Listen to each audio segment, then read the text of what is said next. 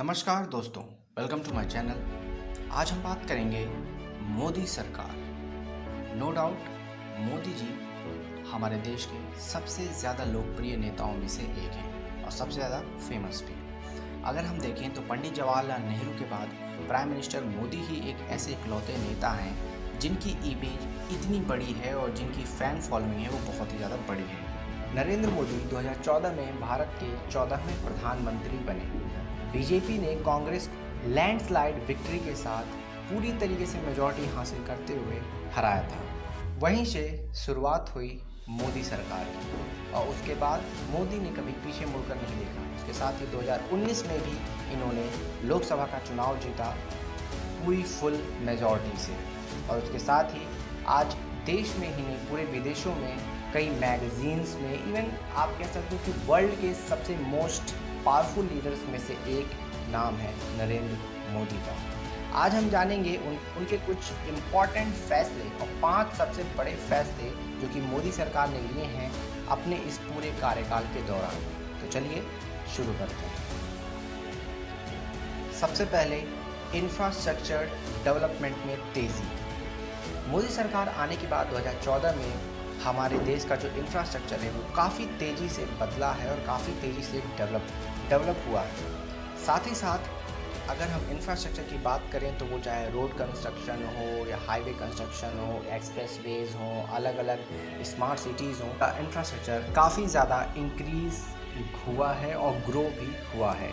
अगर हम बात करें रोड कंस्ट्रक्शन में तो 2020 में इंडिया ने हर एक कंट्री को बीट करते हुए ये वर्ल्ड रिकॉर्ड बनाया था रोड कंस्ट्रक्शन के मामले में। दुनिया में सबसे ज़्यादा रोड कंस्ट्रक्शन अगर किसी ने किया था 2020 में तो वो था इंडिया। अगर हम देखें तो इंडिया की जो टोटल स्पीड है लगभग 30 to 35 किलोमीटर है for making road per day. अगर हम देखें बाकी के देशों को तो ये बहुत ही कम, ये काफ़ी ज़्यादा है। बाकी के देश बहुत ही कम रफ्तार से हैं, जबकि इंडिया जो इंफ्रास्ट्रक्चर में ग्रो कर रहा है वो बहुत ही तेज़ी से ग्रो कर रहा है। इंफ्रास्ट्रक्चर ही नहीं, logistic parks, dedicated freight corridors भी इंडिया में बन रहे हैं। साथ ही साथ नई नई स्मार्ट सिटीज़ जैसे कि गिफ्ट या धुलेरा, ये जो स्मार्ट सिटीज़ हैं ये दिखाती हैं कि जो मोदी सरकार है वो इंफ्रा पुश पे बहुत ही ज़्यादा डेवलपमेंट कर रही है और इंफ्रास्ट्रक्चर को बहुत ही ज़्यादा मजबूत कर रही है। बढ़ते हैं अपने नेक्स्ट बड़े फैसले की तरफ और वो है आत्मनिर्भर भारत। आई थिंक मेरे हिसाब से तो ये सबसे बड़ा फैसला है आत्मनिर्भर भारत का। मोदी सरकार ने इस कैंपेन को जो स्टार्ट किया था उसका मकसद ये था कि किसी भी तरीके से हम अपने देश को, अपने इंडिया को हम आत्मनिर्भर बनाएं, वो चाहे बात किसी भी चीज़ की हो। इसी कड़ी में बहुत सारे फैसले लिए गए जिसमें हम लोगों ने देखा चाइनीज़ बैन, जो कि ऐप्स को बैन किया गया, चाइनीज़ एफडीआई पे नज़र रखना स्टार्ट किया गया। ये सब हुआ गलवान वैली इंसिडेंट के बाद। साथ ही साथ अगर हम देखें तो यही सिर्फ नहीं, इवन भारत ने 101 जो आर्मी की जो डिफेंस प्रोडक्ट्स हैं उनको भी बैन कर दिया था उन्होंने कहा। और गवर्नमेंट ने ये कहा था कि हम इन सारे प्रोडक्ट्स को अपने देश में ही मैन्युफैक्चर करेंगे, जिससे मैन्युफैक्चरिंग बढ़ेगी और साथ में लोगों को रोज़गार भी मिलेगा और जिसके अंत में इकोनॉमी भी बूस्टअप होगी। तो आत्मनिर्भर भारत की जो ये योजना थी या जो ये एक कैंपेन है आप कह सकते हो, बहुत ही शानदार है, बहुत ही ज़बरदस्त है और इसका फ़ायदा हमें आज भी मिल रहा है। आज भी ऐसे कई सेक्टर्स हैं जो कि इंडिया में ग्रो कर रहे हैं काफ़ी रैपिडली और इसका पूरा श्रेय जो है हम मोदी गवर्नमेंट को दे सकते हैं। अगला बहुत ही बड़ा फैसला जो कि मोदी सरकार ने लिया वो था surgical strike and air strike on Pakistan. ये सर्जिकल स्ट्राइक और एयर स्ट्राइक तब हुई थी जब हमारे सुरक्षा बल, हमारे भारतीय जवानों पर कुछ आतंकवादियों ने कायरतापूर्वक हमला करके हमारे देश के वीर जवानों को वीरगति प्राप्त हो गई थी।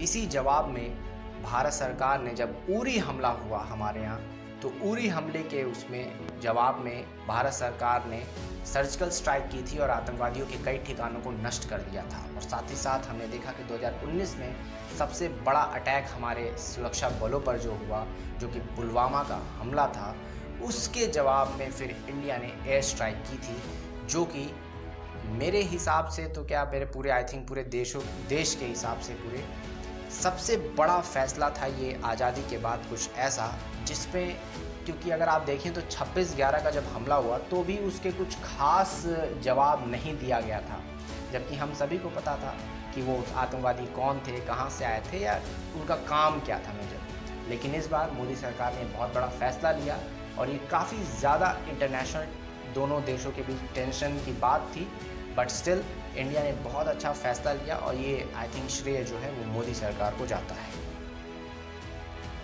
अगला सबसे बड़ा फैसला जो कि मेरे हिसाब से 130 करोड़ देशवासियों के लिए बहुत ही अच्छा एक फैसला था, वो था राम मंदिर का पुनर्निर्माण। मेरे हिसाब से हर एक हिंदू भाई बहुत ही खुश होगा जिस हिसाब से हमारे श्री राम को 500 सालों तक लड़ना पड़ा अपने एक घर के लिए, क्योंकि एक तिरपाल के नीचे उनको रहना पड़ा 500 सालों तक। ये बहुत ही शर्म की बात है एक मेजॉरिटी हिंदुज़म, एक हिंदू कंट्री के लिए, कि उनके जो भगवान हैं वो 500 सालों तक एक तिरपाल के नीचे बैठे रहें।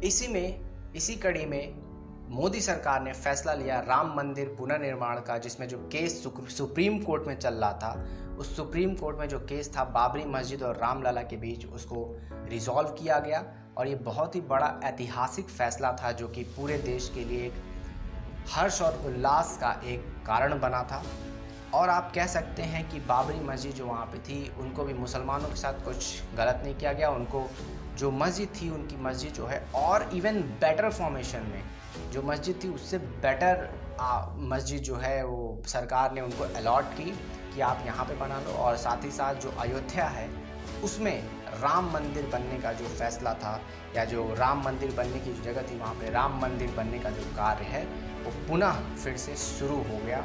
और मेरे हिसाब से या लगभग सारी लोगों के हिसाब से ये बहुत ही अच्छा फैसला था और ये सबसे बड़ा फैसला था जो कि हिंदू मुस्लिम भाईचारे की एक आप कह सकते हो कि एक एग्जाम्पल है।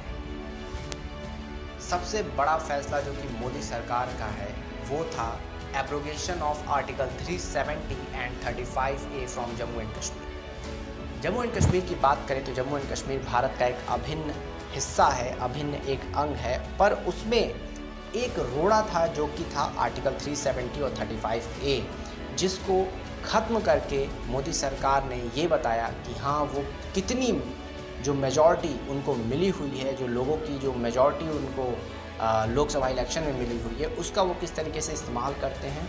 और ये बहुत ही बड़ा ऐसा एक मुद्दा था, आप कह सकते हो कि एक गले की हड्डी बना हुआ था भारत के लिए, जिसको कि भारत ने, मोदी सरकार ने अपने फैसले के थ्रू ख़त्म किया। और एब्रोगेशन ऑफ आर्टिकल 370 और 35A के बाद कश्मीर वैली में बहुत ही ज़्यादा शांति आई, बहुत ही ज़्यादा भाईचारा बढ़ा और साथ ही साथ इकोनॉमिक और जो अलग अलग रिफॉर्म्स हैं उनको भी लागू करने में काफ़ी ज़्यादा सहायता मिली। आप समझ ही सकते हैं कि आर्टिकल 370 राम मंदिर से भी ज़्यादा बड़ा मुद्दा था इंडिया में, और लोगों की जो खुशी थी आर्टिकल 370 ख़त्म होने के बाद वो बयां करना बहुत ही मुश्किल है।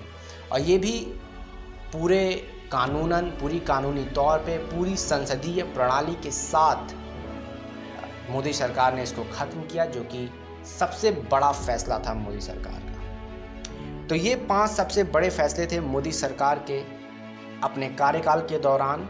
अभी उनका 7वां साल चल रहा है और मे भी अभी 3 साल और रहेंगे। 2024 में देखना होगा कि इलेक्शन में क्या होता है। ये 5 बड़े फैसले थे मोदी सरकार के। मिलते हैं अब अगले वीडियो में, तब तक लाइक कर लेना, सब्सक्राइब कर लेना यार, बड़ी मेहनत से वीडियो बनाता हूँ। ओके, चलो बाय।